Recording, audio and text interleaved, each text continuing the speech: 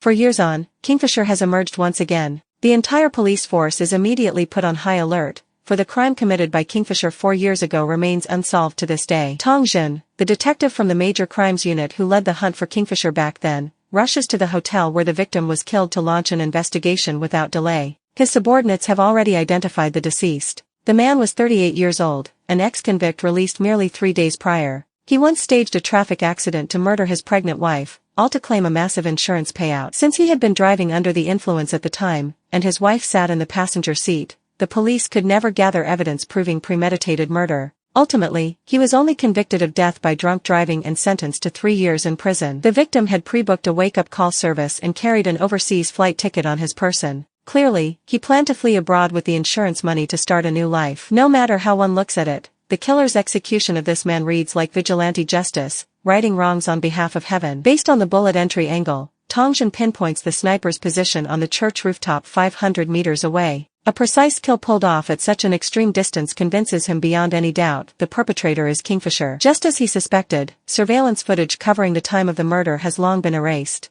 He orders his team to start investigating every vehicle that entered the church premises that day. News of Kingfisher's return spreads rapidly. The newspaper chief orders Taesung, who tracked Kingfisher 4 years earlier, to continue covering the case. After all, Taesung nearly lost his life at Kingfisher's hands back then, making him best suited to uncover the killer's true identity. Yet Taesung acts completely out of character. He insists on pursuing his ongoing narcotics case, refusing to take on the Kingfisher story no matter how the chief persuades him. Meanwhile, team leader Kim and his colleagues are reviewing expert analysis of the Kingfisher case. Bona has been out of the assassin business for 4 years. Even though her first mission after her comeback was executed flawlessly, the group still worries that family life and her identity shift will compromise her capabilities as a Heat woman. Their concerns turn out to be entirely unfounded. The moment Bona picks up a gun, she instantly slips into assassin mode. She carries out assignments with effortless, flawless precision. When off duty, she can switch back to mother mode in an instant, softly singing to her daughter over a video call. After work, Taesung meets his friend Jun. Though he declined to report on the Kingfisher case, he cautiously asks whether the killer this time is truly Kingfisher, as reported in the news. Jun answers without hesitation, 100%. Taesung presses further, inquiring whether any new evidence has surfaced at the scene compared with the case 4 years ago. Jun tells him the police found a small shark sticker at the crime scene, which has been sent to the National Forensic Service for testing. But such stickers are ubiquitous, nearly every family with children owns them, making it nearly impossible to trace the killer through this lead. Taesung jokes with a smile that his daughter also loves small shark stickers. It seems Kingfisher shares the same taste as his daughter.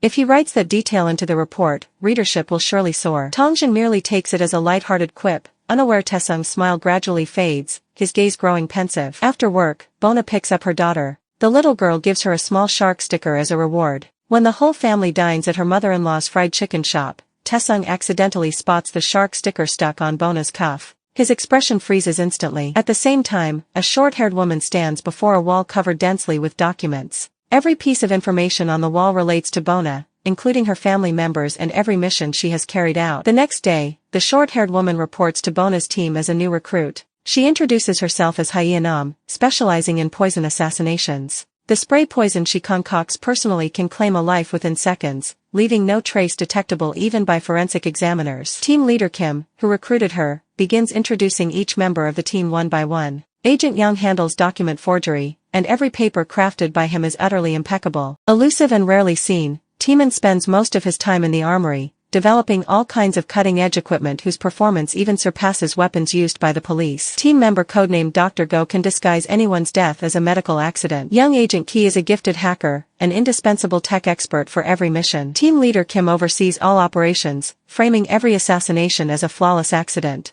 No matter how hard the police investigate, they cannot uncover a single clue. Team leader Kim finally introduces Bona, the team's ace. Hyenam remarks meaningfully that she has known about Bona for a long time. At the department dinner that night, Hyenam's gaze never leaves Bona. When she sees Bona video calling her husband and daughter, she ignores the crowd around them and directly utters Bona's codename, Kingfisher. Bona's expression turns icy in an instant. Hyenam speaks with apparent regret that the legendary Kingfisher has turned into a married woman and a mother. If her admirers learn their idol is trapped within an ordinary family life, they would surely be bitterly disappointed. Sensing Hyenam is unusually fixated on her, Bona warns her sternly, everyone makes what they believe to be the best choices, and those choices deserve respect. Just as Hyenam joined the organization of her own free will, with no one forcing her. Her underlying message is clear: Hyenam ought not to pass judgment on her life. Hyenam refuses to let it go and asks Bona a question: what would she do if she lost everything precious to her one day? Bona replies resolutely, that day will never come. The next day, newly recruited Hyenam fails to show up for work the entire day. Near closing time, Bona and Taesung arrange for Taesung's younger sister to look after their daughter, so the two can finally enjoy some time alone as a couple after a long while. Before long, Taesung receives a mysterious text message. The sender claims to know Kingfisher's true identity, leaves an address, and demands he come alone. With mixed emotions, Taesung heads to the agreed restaurant. At the same moment, Bona, who has just left the office, also receives a message containing a photo of unconscious Taesung. Bona immediately returns to the office, hands the photo to Agent Key and asks him to trace the message's origin. Within seconds, Agent Key locates the source and confirms the sender is Hyenam. The most shocking revelation awaits everyone. Hyenam is the little girl who nearly died at her father's hands 15 years ago,